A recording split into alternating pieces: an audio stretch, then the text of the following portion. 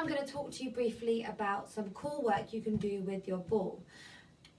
Most of you probably have still got your birthing ball, and if you haven't and you want to use one, you can pick them up for next to nothing, normally a few quid on Amazon or even Argos, some places like that.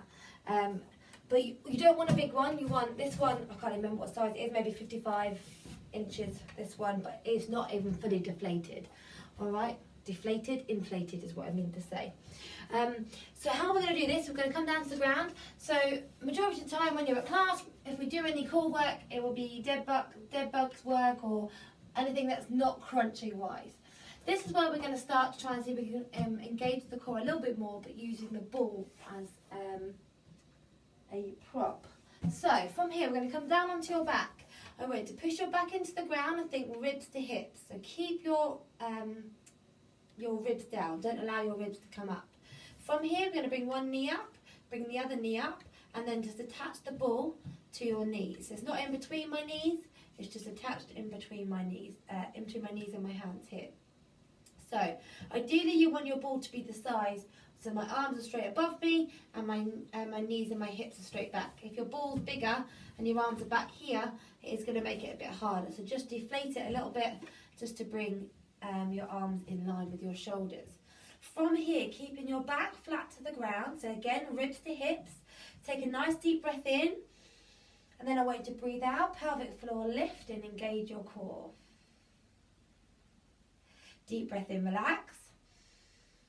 Breathe out, pelvic floor lift, front to back, pull up through that pelvic floor and into those lower abs. Breathe in, relax. Breathe out, front to back, pelvic floor lift and engage. So you can either stay there at that point. If you feel your core working, that's brilliant. You should be feeling your core working by now. Your next point would then be breathe in, relax. And then I'm going to breathe out. I'm going to take one foot down. Bring it back in. Breathe in, relax. Breathe out. Pelvic floor lift. Tap that foot down. Bring it back in. Again, your next level would then be a heel drop with an arm extension. Opposite arm, opposite leg. Bring it back in. Breathe out. Pelvic floor lift. Engage the core. Keep your lower back down. Ribs to hips. Bring it back. Breathe out. Engage. Pelvic floor. Pull up. Bring it back in. One more on the other side. Bring it back in. Your next level, so at any point, obviously you can rest here. Bring the legs back up again. Ball stays there. Deep breath in. Back stays flat. Ribs to hips. Think about that position. Breathe in, relax. Breathe out. I'm now going to extend my leg and extend my arm. Bring it back in. Breathe in, relax. Breathe out. Pelvic floor lift into your core.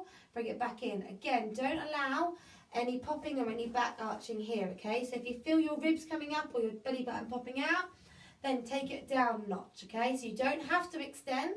I want you to think about your breathing and think about your core. So it's a deep breath in here. Breathe out, pelvic floor lift. Bring it back in. Breathe in, relax. Breathe out, pelvic floor lift. Extend it out. Bring it back in. So just to go over your little setup here, try and get those arms.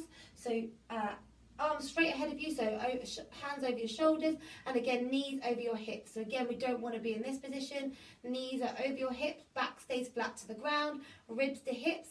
Keep it nice and ribs nice and soft here. Breathe out, pelvic floor. Engage the core as you go. That's your core work. And if you don't feel that in your tummy, message me because it kills me. So there is something we need to look at there. All right, good luck.